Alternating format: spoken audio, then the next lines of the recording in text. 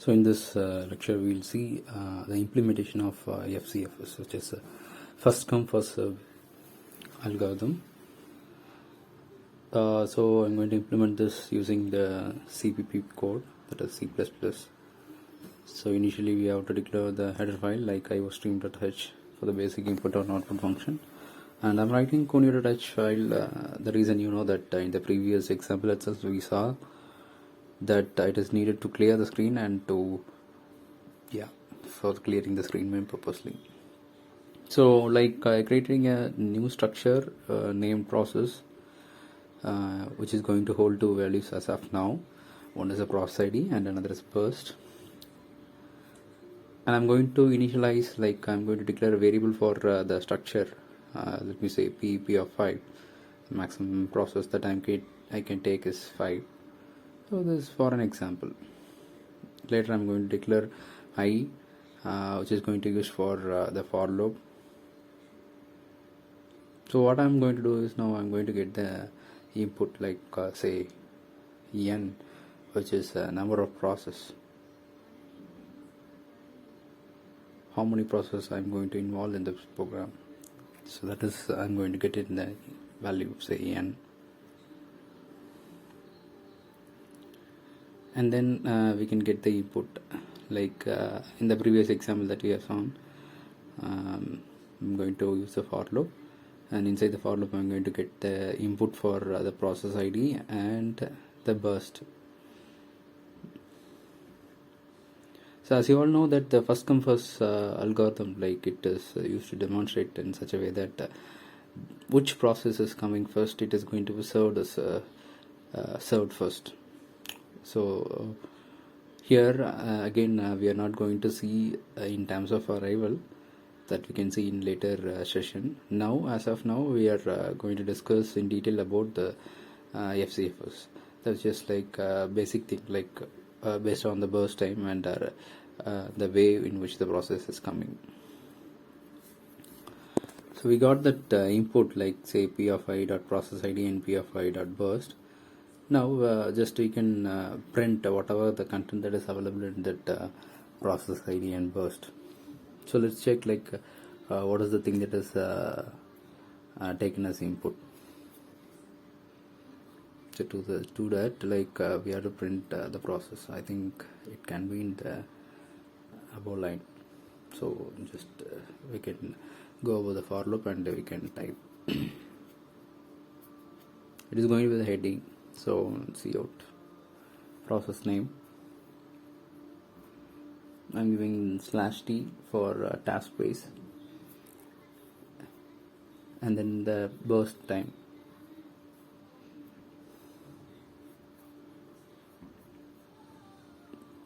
I'm going to put the indel to give a line break. So now inside the for loop we can print the process ID and the burst time. So p of I dot process ID and /t. /t is to leave the task space. I can add one more t. Okay. Next is the burst, b of I dot burst. So just it will print the process name and corresponding burst time of the process that we have entered.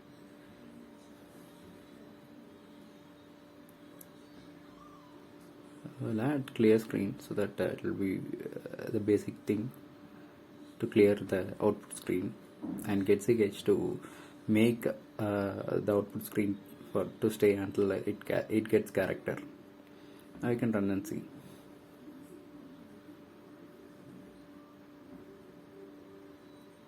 So I'm entering number of processes 3, and the process is 1, first process ID is 1, and 24 is the burst time, second process. So it's clear that we have entered a process name as 1, 2, 3, and burst time of the corresponding process is 24, 4, and 2. So it will execute in the order of first process, second process, and third. Okay, now let's do the Gantt chart thing, because we here no need to sort something like as we have done in the shortest job. So in Photoshop, we have to sort like based of the burst time, which is which process is having a less amount of time will be taken as the first thing. Here it is not the scenario like that. Here directly we can say that the first coming process is served first. So directly we can print the Gantt chart. So see your time Gantt chart, and I'm writing a for loop. Inside the for loop, what I'm going to do is I'm going to print the process. Gantt chart, you know that the process will be in the middle, and the left hand side that will be the starting time of the process, and then the right hand side it will be the end time of the process. So in the similar way we are going to print. So just I'm printing the process ID, which is going to be positioned at the positioned at top. Below that we'll print the starting time and the end time.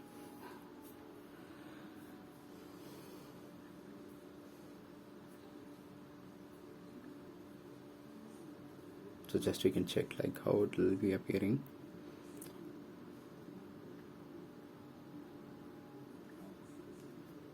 So number of processes is 3. So it will be like appearing like this 1, 2, 3. The process name, just I have printed the process name alone.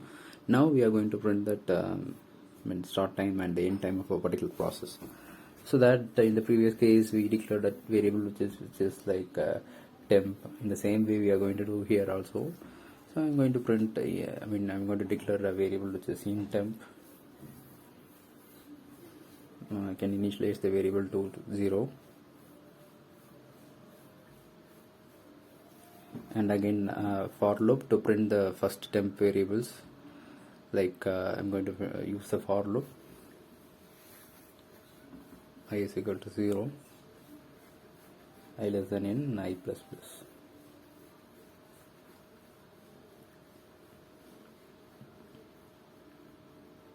So inside the for loop, the first statement will be like the temp. I'm going to print the temp, which will be the 0. So the starting time for the first process will be 0. I can add /t, and then the temp should be incremented with the burst time of the first process. So temp is equal to temp plus p of I dot burst. So it means that we are adding the burst time to the temp variable. So it will be like 0 to this much value. That is the sum of temp and p of I dot burst. So I'm then printing the burst. Temp. That is the sum that we have calculated. Now we can run and check. So sorry, there is an error. I missed a semicolon. It's in the last statement, like cout temp.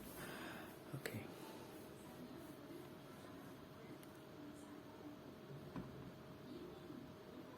No, yeah, it is only here.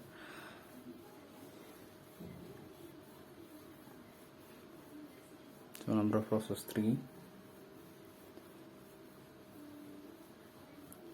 So you can check the detail like 1, 2, 3 process. The first process is running 0 to 24, and the second is 24 to 29 because the burst time is 5, and the third is taking like 29 to 31 because the burst time of the third process is 2. So it is clear that the process running between 0 to 31.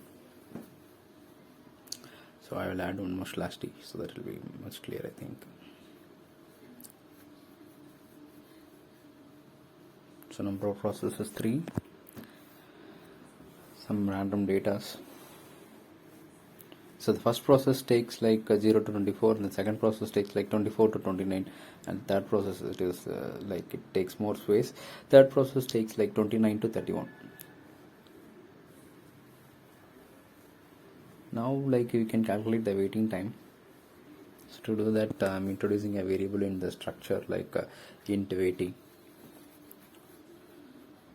So again I need to create so the first process, it won't wait for anything. So I'm going to initialize the waiting time of the first process to 0. So again the first process value is 0, you should not disturb that. So I'm playing like if statement, if I not equal to 0, only then you have to update this like p of I dot waiting. because the first process should not be disturbed. The first process is in the P of 0. So if P of 0, I don't want to disturb this. Other than that, I have to implement the temp into the P of dot waiting, P of I dot waiting. So the temp will be carrying the values of the temp plus the burst timing. So it will be the actual waiting time. So we can check, like I'm printing the for loop, and we can write like C out waiting time for each process, like waiting time of process. I'm going to give the process ID, P of I dot process ID. So it will tell how much time a process is waiting, and we can add a /t or is processes. I can leave some space here. We can give that waiting, P of I dot waiting.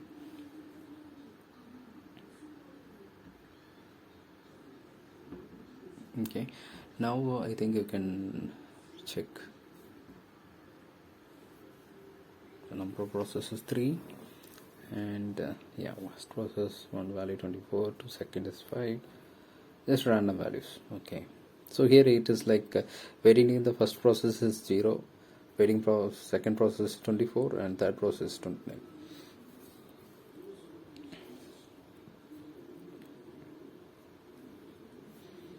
So I'm going to add another line space to visualize things properly.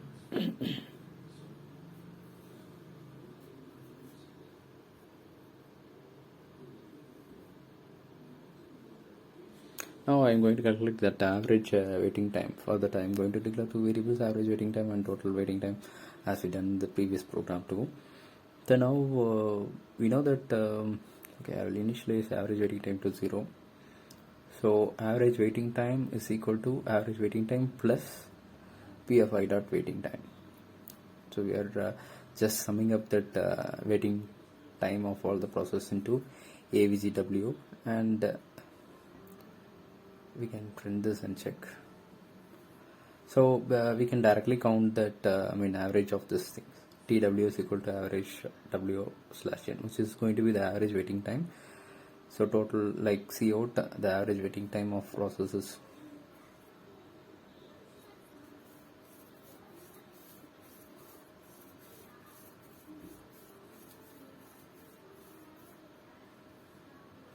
TW, and I can put handle. Then we can run and check.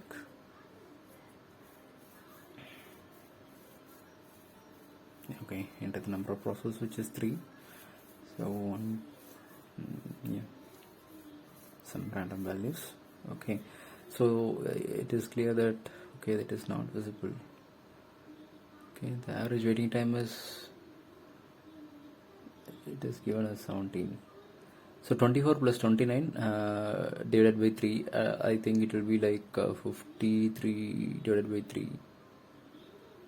So it will be coming around 17.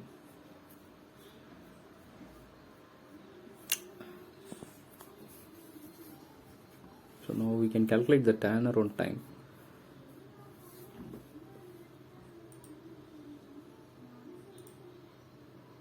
So I'm going to declare one variable which is in turnaround.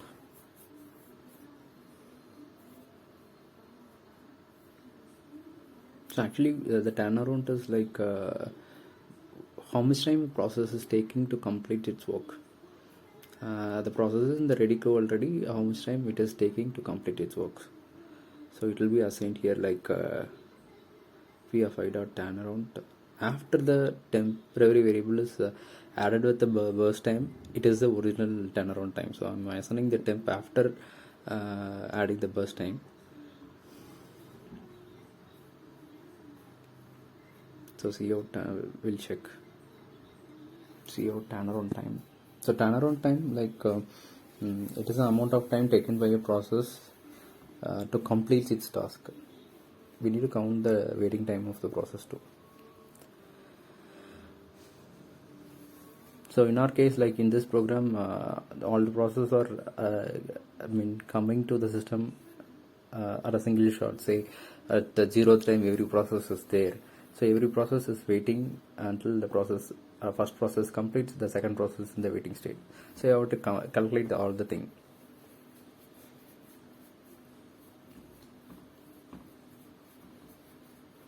So I'm going to calculate that. Okay, 1 hour turn around. Okay, the spelling is correct now. Yeah, turn around is correct.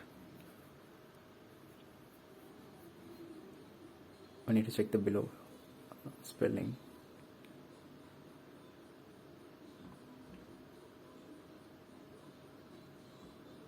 Yeah, I left this, and the spelling mistake is there in the turnaround. Okay.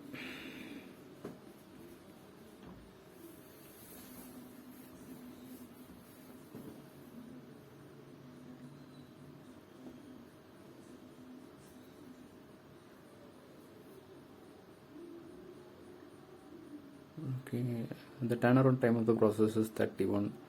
So here I printed the turnaround time for each process, which is like process 1 is 24, process 2 is 29, that way. So this is the way that we can calculate the turnaround time for every process. This little bit not visible. Okay. Now I'm going to calculate the average turnaround time and the total turnaround time in the same way like as we did for the waiting time. This will give the average waiting time. We have find out turnaround time. Sorry, average turnaround time.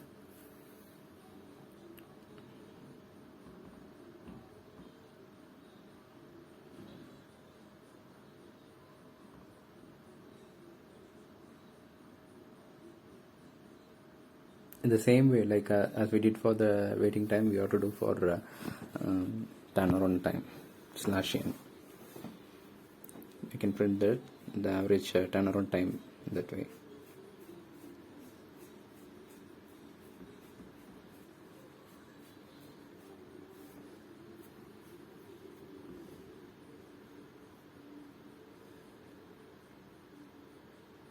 We can run the program.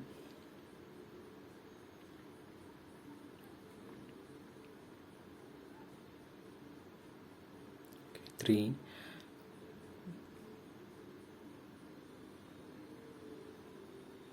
Okay, the average turnaround time is 28, which is like 24 plus 29 plus 31. We have to sum it up and we have to divide it by 3. So below there is an average of waiting time, which is 17. I hope you got that correctly.